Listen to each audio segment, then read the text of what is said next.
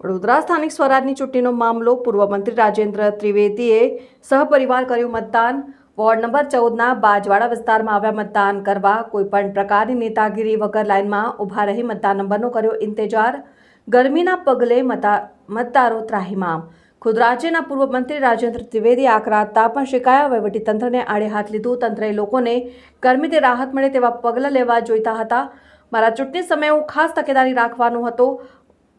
ઉમેદવારોને પણ આપી શીખ ગયું. મતદારો તમારા માટે તડકામાં તપી રહ્યા છે, તો જીત બાદ તમે પણ મતદારો માટે તડકામાં તપીને ખડે પગે રહેજો. મતદારો માટેના મતદાન બૂથો ઉપર ઓવરહેડ મંડપ નહીં બનાવાતા નાગરિકોને પૂર્વ મંત્રી થયા પરેશાન. ગરમીએ ભારે કરી. સિનિયર સિટીઝન પણ તંત્રની કામગીરીથી અકળાયા. પૂર્વ મંત્રી અને તેમનો પરિવાર 1 કલાક તાપમાં શીખાયા.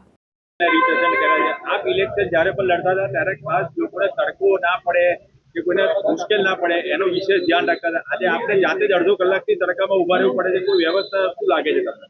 અમે અહીંયા મંડપ તે વખત કરાવતા આગ્રહ કરી, જેથી નાગરિકોને પહેલાથી ખબર છે, તો અહીં મંડપ કર્યો હોત તો સારી વાત હતી. ખેર, પણ લોકો પરસેવો પાડીને પણ પોતાના મતના દાનનો અધિકારનો ઉપયોગ કરી રહ્યા છે. સિનિયર સિટીઝન્સ ઘણા આવી રહ્યા છે અને એ પણ આ લોકશાહીને મજબૂત રાખવા માટે, કારણ કે લોકસભાને મત આપવો કે વિધાનસભામાં મત આપવો એનાથી પણ મહત્વનો અધિકાર અહીંયા સ્થાનિક છે. સ્થાનિક ચૂંટણીઓમાં લોકોએ ખૂબ પસંદગી કરીને મત આપતા હોય છે અને જે ઉમેદવાર ચૂંટાઈને આવે એણે આ વાતનું ધ્યાન રાખવું જોઈએ કે લોકો પરસેવો પાડીને પણ તમને ચૂંટે છે. ત્યારે જ્યારે લોકોને મુશ્કેલી પડે તો લોકો માટે તમારે ખૂબ આગ્રહપૂર્વક દોડીને લોકોના કામ માટે જવું જોઈએ ને દોડવું જોઈએ. રાજુભાઈ, જો વાત કરીએ તો ચલો આપણે માન્ય કલેક્ટર કચેરીથી ભૂલ થઈ જાય, પણ સ્થાનિક નેતાગીરીથી બી તો ભૂલ થઈ છે, કારણ કે એ લોકોની બી તો ખબર હતી, કારણ કે અહીંયા કોઈ પ્રકારની વ્યવસ્થા નથી, ન તો સિનિયર સિટીઝનોને લાવવા લઈ જવા માટે, કારણ કે બંને તરફથી રાજકીય પક્ષોની પણ એટલી જવાબદારી છે કે ભાઈ મતદારોને સાચવે. રાજકીય પક્ષો બી નિષ્ફળ ગયા એવું લાગે છે તમને?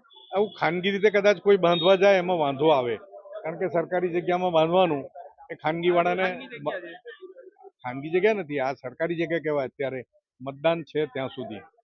એટલે પણ તંત્રની જ જવાબદારી છે, એમાં એ જવાબદારી બીજાના માથે થોપી શકાય નહીં. સિનિયર સિટીઝનો પણ 80-90 વર્ષના સિનિયર સિટીઝન પ્રજ્ઞાચક્ષુઓ છે, એ લોકોને પણ તકલીફ પડી છે. હા, એ વ્યવસ્થા જોવી જોઈએ, હું માનું છું. આપ ઉપલા લેવલે રજૂઆત કરશો આની? હવે આ રજૂઆત 5 વર્ષ પછી જ આવતી હોય છે, પણ ચોક્કસપણે આ થવું જોઈએ. Thank you sir. થેન્ક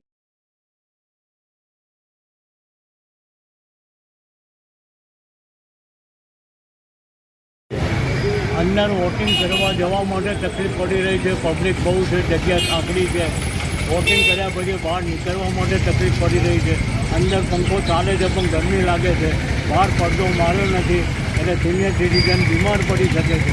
કેટલો તડકો, કેટલી મુશ્કેલી પડી રહી તડકાને કારણે? બહુ જ મુશ્કેલી પડે. શું મુશ્કેલી પડે છે? ચક્કર આવ્યા મને.